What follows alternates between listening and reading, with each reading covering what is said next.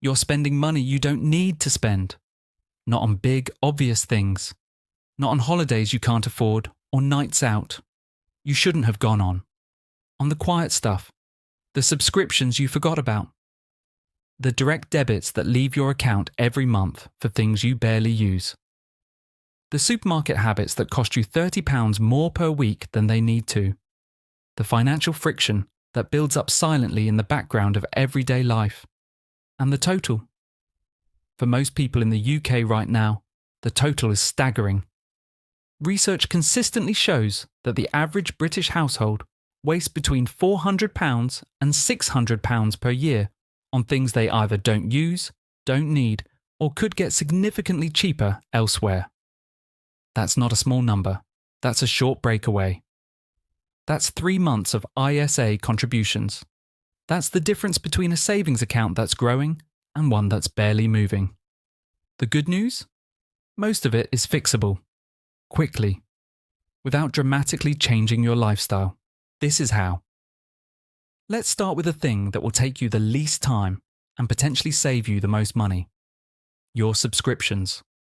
Right now, on average, a UK adult is paying for 4.5 subscription services every month. Streaming platforms, music apps, cloud storage, gym memberships, meal kit deliveries, news sites, software tools. The list is long and the individual amounts feel small. £6.99 here, £9.99 there, £14.99 for something you signed up for during a free trial 2 years ago and completely forgot about. But here's the problem. Small amounts at high frequency are the most psychologically invisible form of spending there is. Your brain doesn't register £6.99 the same way it registers £84 a year. But that's exactly what it is. Look at this. If you're paying for 4 streaming services, a music subscription, cloud storage, you're not maxing out, and a gym membership you visit twice a month, you could easily be spending £80 to £120 per month on subscriptions alone. That's up to £1,440 a year. For things that, if you sat down and honestly evaluated each one, you probably couldn't justify every single item on the list. The audit is simple. Go to your banking app, filter by recurring payments, write down every subscription. Then, and this is the bit most people skip, ask yourself honestly, would I sign up for this today if I didn't already have it? If the answer is no, cancel it. Today. Not next month.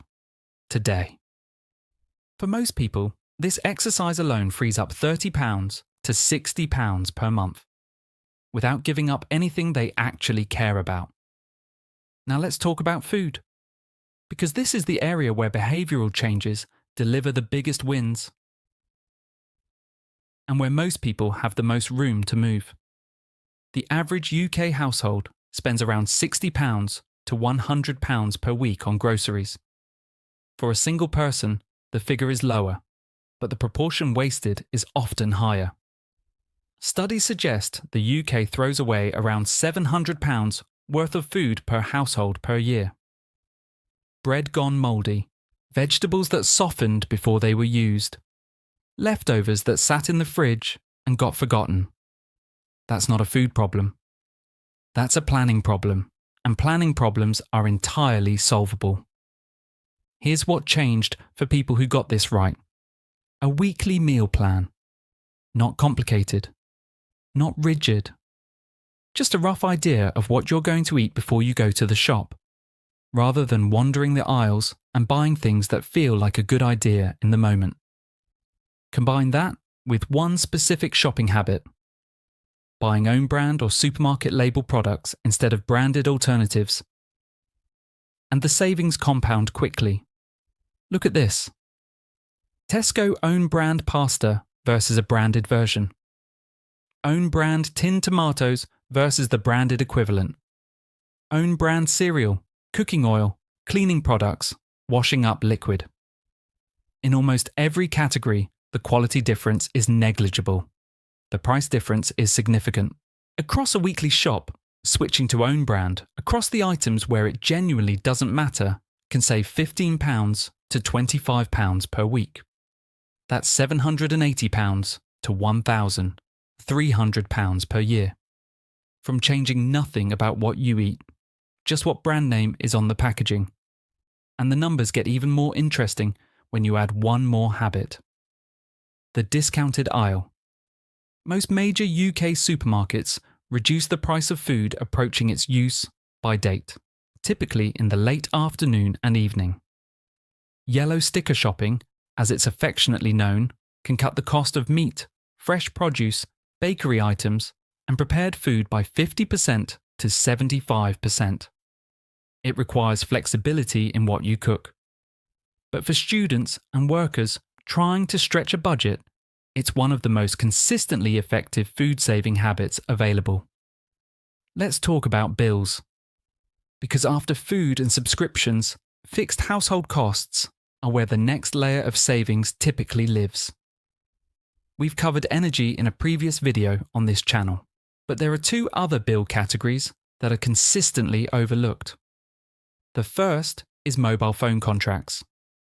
Most people in the UK are on a monthly contract with one of the major networks, and most people are paying significantly more than they need to. Here's why. When your initial contract period ends, typically after 24 months, many networks simply roll you onto a similar monthly price.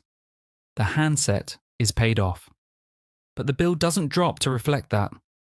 If your contract has expired and you're not sure whether you're still paying for a handset that's already paid for, check now. You could be paying £15 to £25 per month more than the equivalent SIM-only plan. Switching to a SIM-only deal on a rolling monthly contract from providers like Smarty, ID Mobile, or similar can easily save £150 to £250 per year. And if your phone is working perfectly well, there's absolutely no financial case for upgrading it just because a new model has been released. The second overlooked bill is broadband.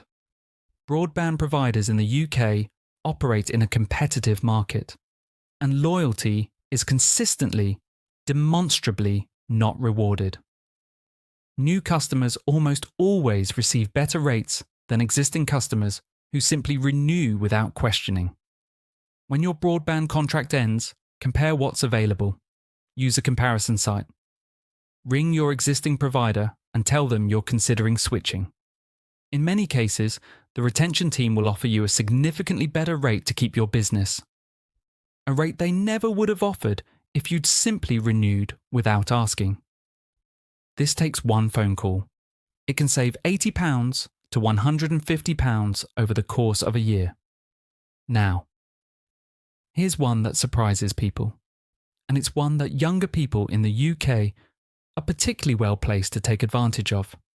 Cashback and rewards. Not credit card schemes that encourage you to spend more than you would otherwise.